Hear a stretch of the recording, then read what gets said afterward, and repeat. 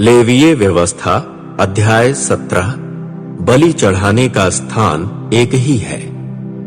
प्रभु मूसा से बोला, हारून उसके पुत्रों तथा सब इजरायलियों से बोलना, तू उनसे यह कहना, प्रभु ने यह आज्ञा दी है, यदि इजरायली वंश का कोई व्यक्ति पड़ाव में अथवा पड़ाव के बाहर बैल या मेमना अथवा बकरी का वध करता है और उसको मिलन शिविर के द्वार पर नहीं लाता है कि प्रभु के निवास स्थान के सम्मुख प्रभु को भेंट रूप में उसे अर्पित करे, तो उस व्यक्ति पर हत्या का आरोप लगाया जाएगा। उसने रक्त बहाया है। ऐसा व्यक्ति अपने लोगों में से नष्ट किया जाएगा। इसका उद्देश्य यह है कि इजरायली लोग अपने अपने बलि पशु, जिन्हें वे खुले मैदान में बलि चढ़ाते हैं, प्रभु के पास मिलन शिविर के द्वार पर पुरोहित के पास लाएं और उनको प्रभु के लिए सहभागिता बलि के रूप में चढ़ाएं।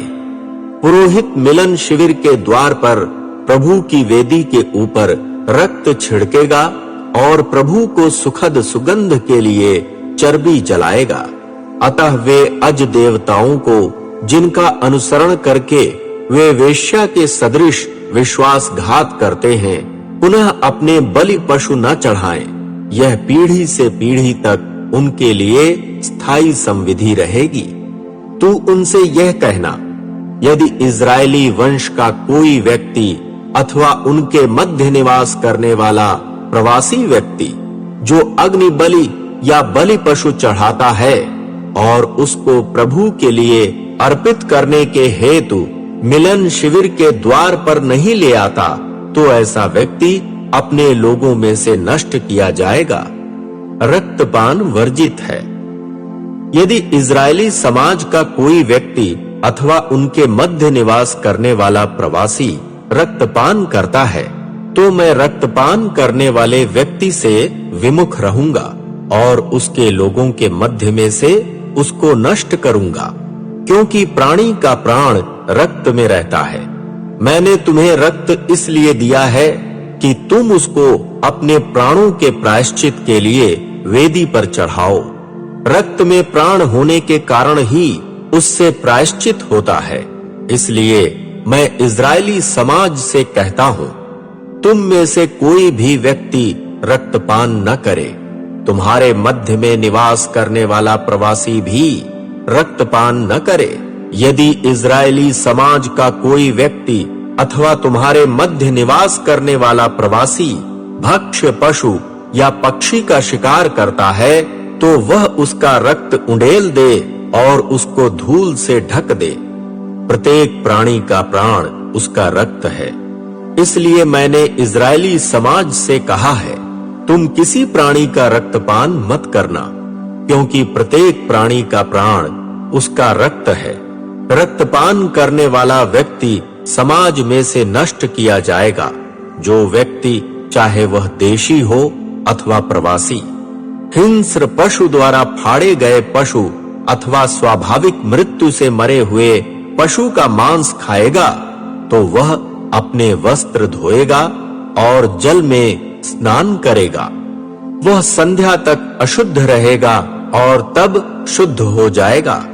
किंतु यदि वह उनको न धोए और स्नान न करे, तो उसे अपने अधर्म का भार स्वयं वहन करना पड़ेगा।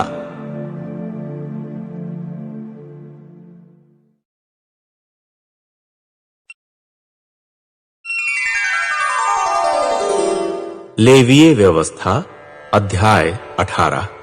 अनैतिकता के कार्य वर्जित हैं। प्रभु मूसा से बोला, तू इजरायली समाज से बोलना, तू उनसे यह कहना, मैं प्रभु तुम्हारा परमेश्वर हूँ।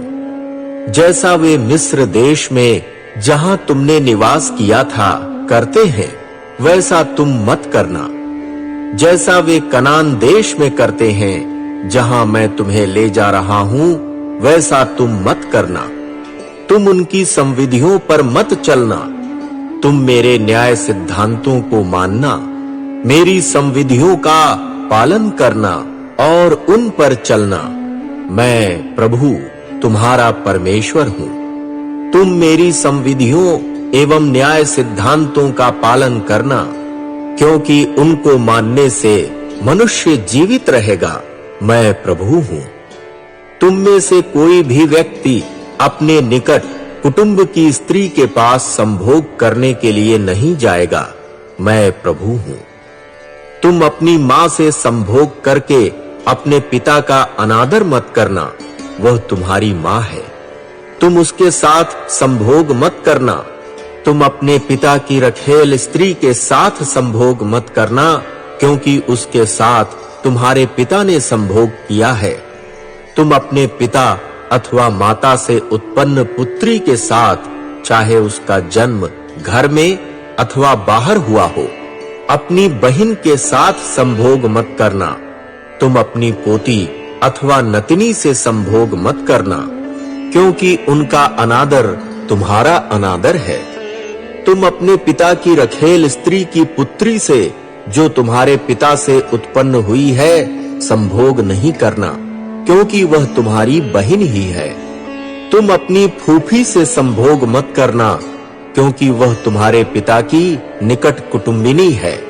तुम अपनी मौसी से संभोग मत करना, क्योंकि वह तुम्हारी माता की निकट कुटुंबिनी है। तुम अपने चाचा का अनादर मत करना, अर्थात उसकी पत्नी से संभोग मत करना, क्योंकि वह तुम्हारी चाची है।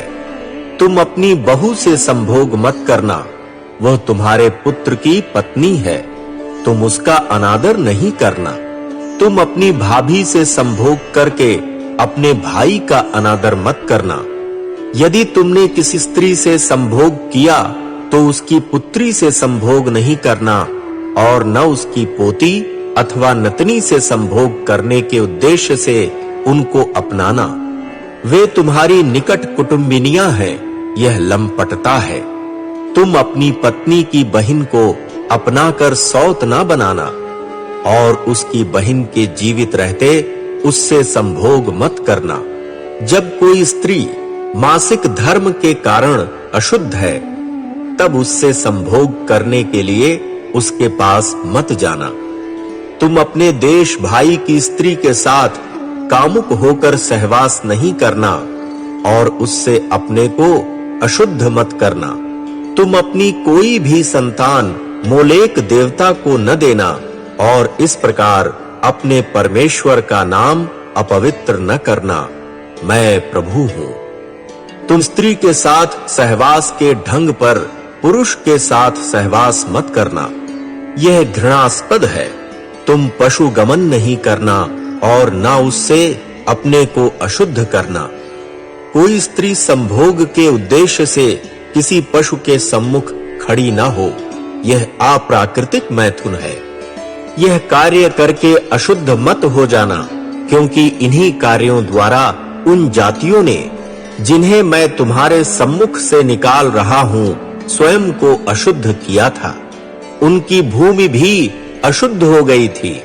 अतः मैंने उस भूमि के अधर्म के कारण उसे दंड दिया, और उसने अपने निवासियों को निकाल दिया। तुम मेरी संविधियों एवं न्याय सिद्धांतों का पालन करना। कोई भी व्यक्ति, चाहे देशी हो अथवा तुम्हारे मध्य निवास करने वाला प्रवासी हो, ये घृणास्पद कार्य नहीं करेगा।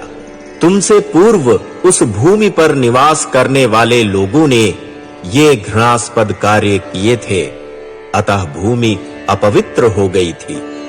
ऐसा न हो कि तुम भी भूमि को अशुद्ध करो और वह तुम्हें निकाल दे, जैसा उसने तुमसे पूर्व निवास करने वाली जातियों को निकाला था। वे सब मनुष्य जो इन घृणास्पद कार्यों में से एक भी कार्य करते हैं, अपने लोगों में से नष्ट किए जाएंगे। इसलिए मेरे आदेश का पालन करो। तुम उन घृणास्पद प्रथाओं को नहीं मानना जिनको तुमसे पूर्व माना जाता था। उनके द्वारा स्वयं को अशुद्ध मत करना। मैं प्रभु तुम्हारा परमेश्वर हूं।